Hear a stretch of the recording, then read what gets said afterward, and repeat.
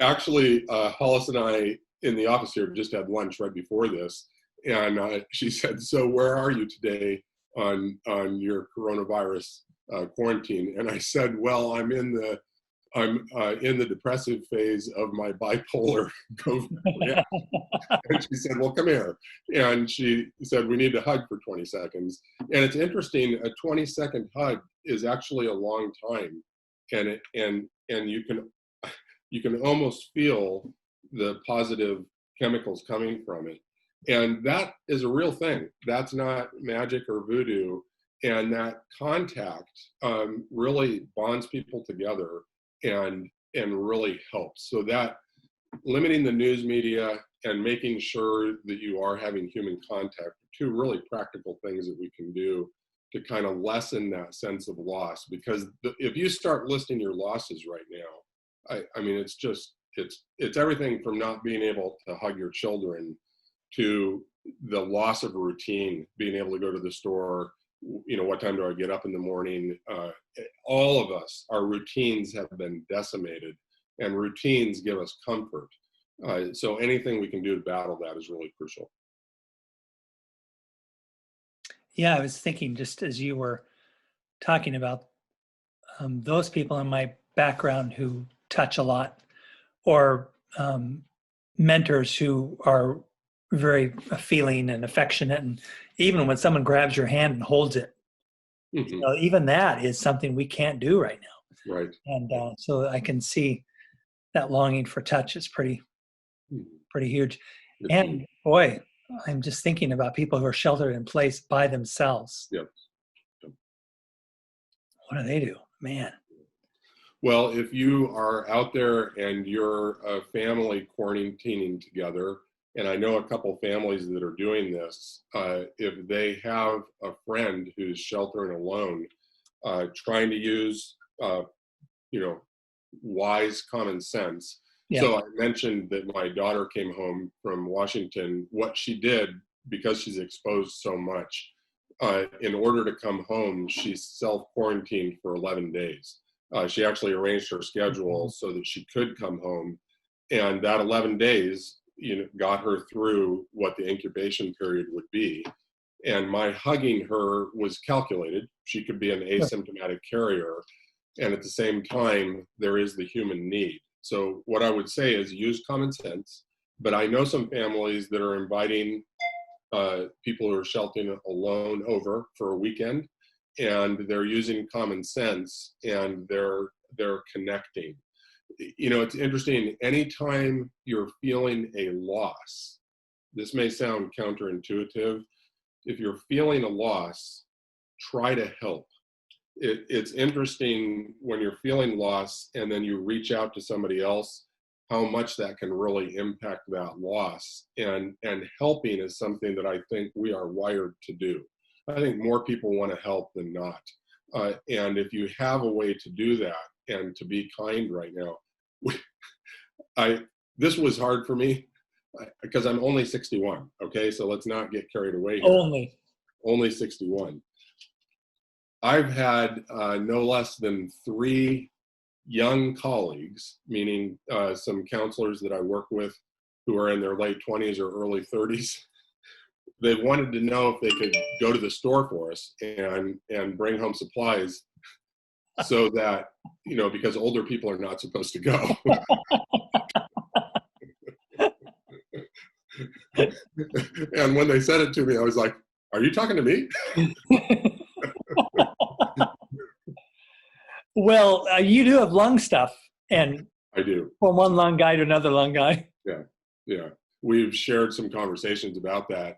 And on a more serious note, you talked about your concern, and the episodes I've had of not being able to breathe have been frightening. I'd like to tell you, swing low, sweet chariot, I'm ready to go. When I couldn't breathe, I very much wanted to be able to breathe.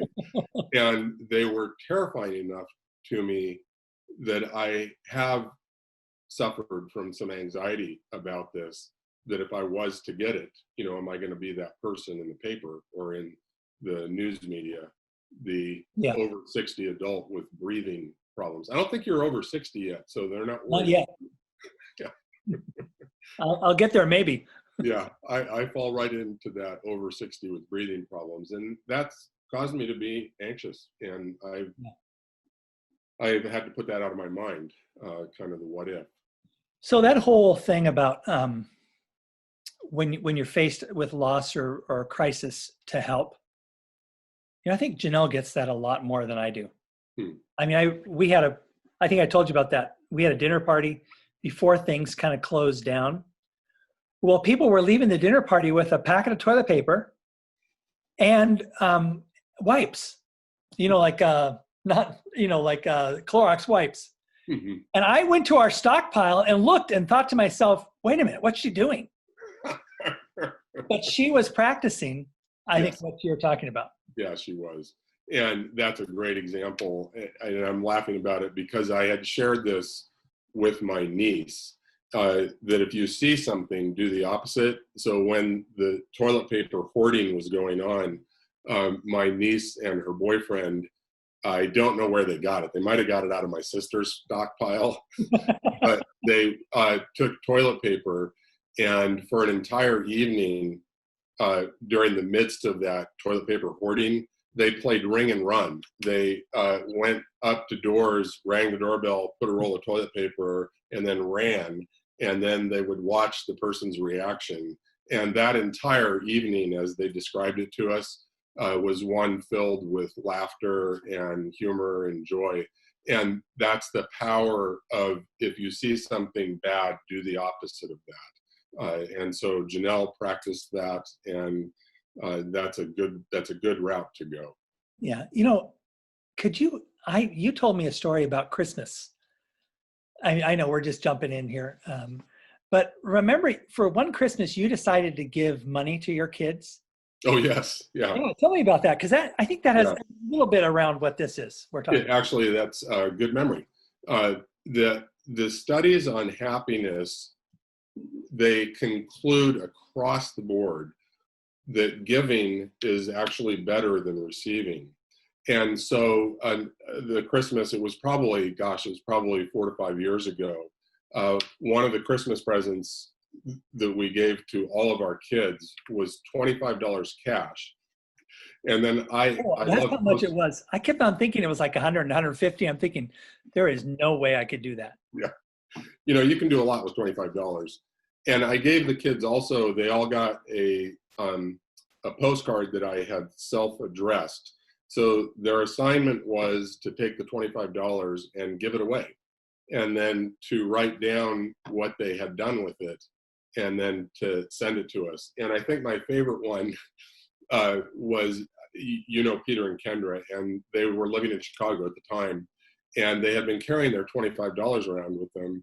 And, Chicago, parking and cars are a major issue for people.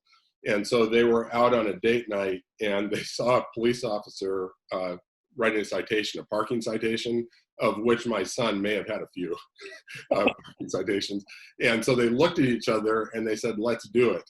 And so they wrote a note to the person that said, we know what a bummer it is to walk up to your car and see a citation on the windshield. And so we're putting $25 towards you paying your parking ticket. And they so enjoyed doing that. And I've always wondered to this day what that would have felt like for the person who got that, to have that kind of kindness. And it's interesting, you and I are telling this story. I've told it to you before, and here we are telling it again. That one act of kindness multiplies itself as the story is retold. And you kind of discover the joy that is found in giving. And these things that you and I are talking about in terms of being grateful and looking for how to give during a time like this can really mitigate the catastrophe that we're going through right now, where you can see human kindness in the midst of something that is really threatening us. Yeah.